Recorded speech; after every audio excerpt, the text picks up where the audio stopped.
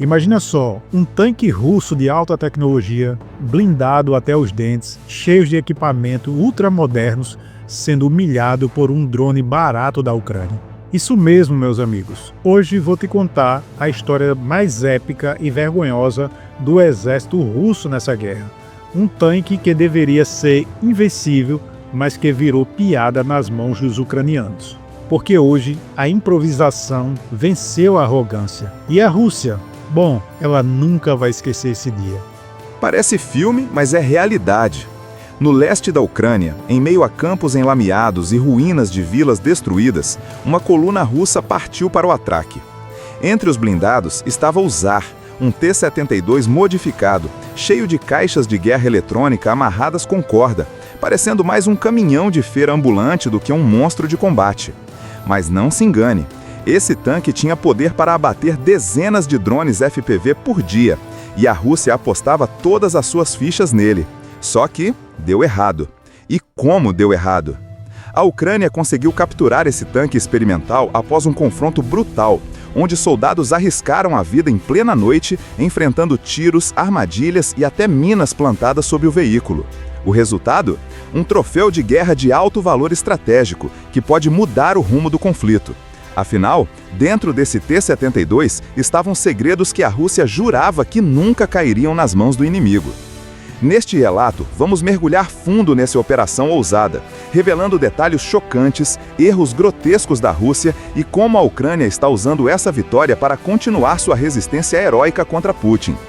Vamos te mostrar como um tanque invisível virou alvo fácil e como um rolo de arame farpado foi o fim da linha para a tecnologia improvisada do exército russo. Então, senta aí, aperta o play e acompanha comigo essa história que tem tudo para viralizar. Porque hoje não é só notícia, é escândalo militar. Histórico e importância do T-72. Primeiro, vamos entender quem é esse monstro chamado T-72. É um tanque soviético criado durante a Guerra Fria, que ficou famoso por ser eficiente, barato e fácil de produzir. Foram mais de 25 mil unidades fabricadas e até hoje é usado por pelo menos 35 países. Ou seja, não é novidade. Mas o que a Rússia tentou fazer com ele agora é algo novo e bastante desesperado. O T-72 tem um canhão de 125 mm, metralhadoras antiaéreas e terrestres, e alcança até 60 km por hora. Um verdadeiro matador em campo aberto. Mas desde que a guerra na Ucrânia começou, esses tanques têm sido dizimados por drones FPV. É simples assim, eles são lentos, visíveis e vulneráveis à nova geração de ataques aéreos autônomos. Drones pequenos, baratos e letais vêm dominando o campo de batalha, e os russos estão com sério problema em pará-los. Foi aí que veio a ideia do Zar, ou melhor, do T-72 modificado. A Rússia decidiu colocar um arsenal de guerra eletrônica improvisado em cima da torre do tanque. Caixas de interferência, antenas tipo Phased Array, aquelas que permitem mirar eletronicamente sem mexer a antena, e sistemas capazes de detectar e derrubar drones em tempo real. Parecia o futuro do combate terrestre russo. Só que era tudo muito mal feito. As caixas estavam amarradas com corda, presas em paletes de madeira, sem qualquer fixação profissional. Era um experimento, um protótipo que a Rússia nem sabia se ia funcionar direito. Mas mesmo assim, mandaram ele para frente de batalha. E pior, achavam que ele era invencível, que podia proteger toda uma coluna de tanques e garantir a supremacia no campo de batalha. Engano grave. Esse T-72 modificado chegou a neutralizar vários drones FPV antes de ser abatido. Alguns especialistas confirmaram que ele realmente funcionava, bloqueando sinais em várias frequências ao mesmo tempo. Mas não durou muito. E quando a Ucrânia colocou as mãos nele, a Rússia levou um golpe tão grande quanto perder uma divisão inteira de blindados. Por quê? Porque a Ucrânia não só aprendeu como esse sistema funciona, como também descobriu seus pontos fracos. Agora, os laboratórios ucranianos já estão estudando contramedidas e os aliados ocidentais estão recebendo dados valiosos sobre a tecnologia russa de guerra eletrônica. Isso significa que nos próximos meses, os russos podem ver seus próprios sistemas sendo usados contra eles, e isso vai custar caro.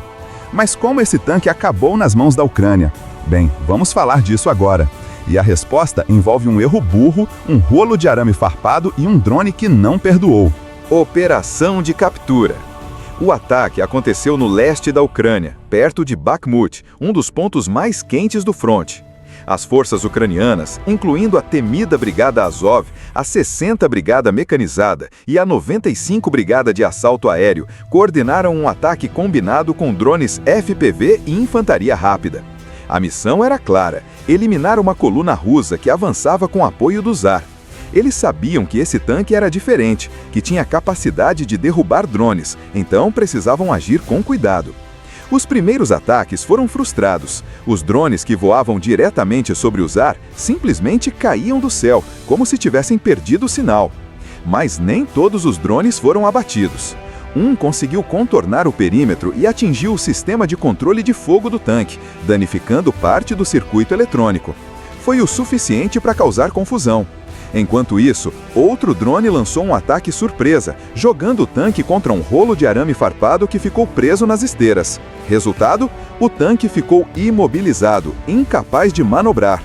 Os soldados russos tentaram escapar, abandonando o veículo e correndo em direção a posições atrás da linha de frente. Mas a Ucrânia não deixou barato. Dezenas de soldados foram eliminados e o tanque ficou lá, abandonado, esperando por alguém que o recolhesse.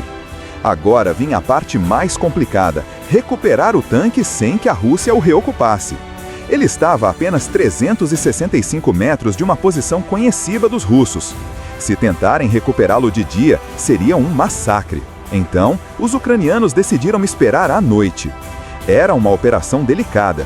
Precisavam abrir a escotilha, substituir baterias, uma delas pesando cerca de 70 quilos, trocar cilindros hidráulicos e remover o arame farpado das esteiras. E ainda tinham que lidar com uma mina que estava escondida debaixo do tanque. Sim, mina.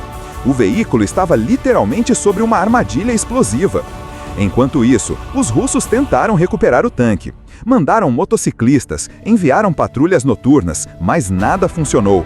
Os ucranianos mantiveram a posição e, depois de 2 noites de trabalho intenso, conseguiram ligar o motor e mover o T-72 para uma base segura. Só que o destino pregou uma peça cruel. Na tentativa de sair da zona de risco, o novo motorista perdeu o controle e jogou o tanque dentro de um fosso. O impacto foi tão forte que ele chegou a desmaiar por alguns segundos, mas acordou e, com a ajuda dos companheiros, tirou o tanque do buraco e o levou para análise completa. Essa captura não foi apenas uma vitória tática, foi um golpe estratégico. A Ucrânia agora tem nas mãos um laboratório ambulante de tecnologia russa, e os EUA e Europa já estão analisando os dados coletados. Análise e impacto estratégico. O que a Ucrânia descobriu dentro desse tanque vai mudar o jogo. Primeiro, ela entendeu exatamente como a Rússia está tentando combater os drones FPV. Segundo, identificou os pontos fracos desses sistemas improvisados. Terceiro, aprendeu a criar contramedidas eficazes. E isso pode significar o fim dos dias gloriosos do T-72 russo. Antes dessa captura, a Rússia vinha desenvolvendo uma estratégia defensiva baseada em tanques líderes, equipados com guerra eletrônica.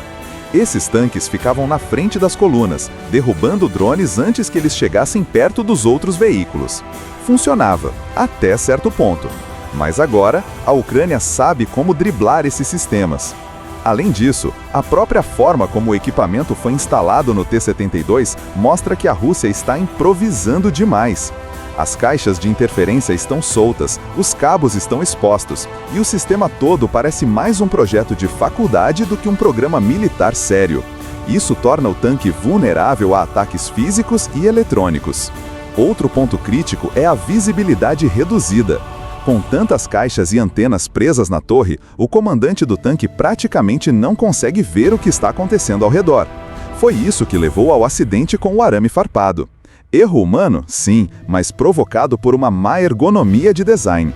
A Ucrânia, por sua vez, está aproveitando cada pedaço de informação extraída do Tsar para melhorar seus próprios drones. Eles estão investindo em sistemas de navegação via fibra ótica e inteligência artificial, capazes de evitar interferências e atacar alvos com precisão cirúrgica.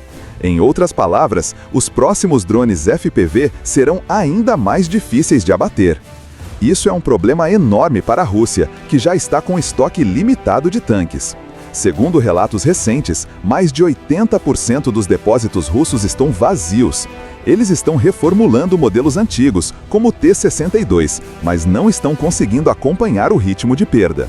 E agora, com a Ucrânia tendo acesso a informações sobre sistemas de defesa eletrônica, essa taxa de perda só deve aumentar.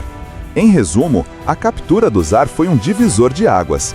A Ucrânia não só destruiu um dos maiores símbolos da tecnologia russa, como também garantiu vantagem estratégica para os próximos meses. E a Rússia? Ela precisa admitir que sua guerra eletrônica improvisada não é páreo para os avanços tecnológicos do inimigo. E aí, galera, valeu a pena assistir até aqui? Eu espero que sim, porque essa foi uma das histórias mais loucas que eu já contei. Um tanque russo cheio de caixas, pilotado por soldados que não sabiam nem onde estavam pisando, virou brinquedo nas mãos da Ucrânia. E o pior, a Rússia nem percebeu que estava entregando o jogo. Agora, imagine os laboratórios ucranianos trabalhando 24 horas por dia para decifrar esses sistemas. Imagine os drones FPV com IA evoluindo, ficando ainda mais rápidos, silenciosos e letais. Imagine Putin sentado em Moscou, olhando para um mapa e vendo seus tanques sumirem do radar, um por um. A guerra está mudando e a Ucrânia está à frente. Com tecnologia, inteligência e coragem, eles estão provando que não precisam de super-armas para vencer. Basta saber usar o que tem e aprender com os erros do inimigo. Se você curtiu esse conteúdo, deixa seu like, compartilha com os amigos e assina o canal. E se quiser ver mais histórias como essa, é só mandar sugestões nos comentários. Até a próxima, pessoal!